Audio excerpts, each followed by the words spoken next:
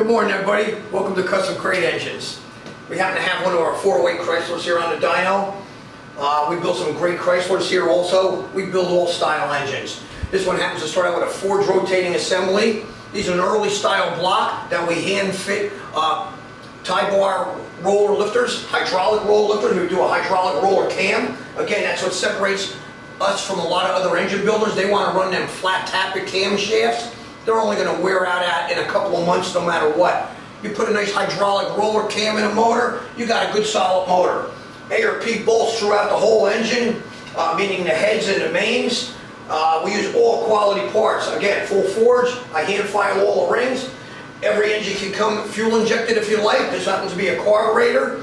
Have it your way is what I always say. Let me do the building. You tell me how you want it to look, and I'll make it look that way. Hey, peace.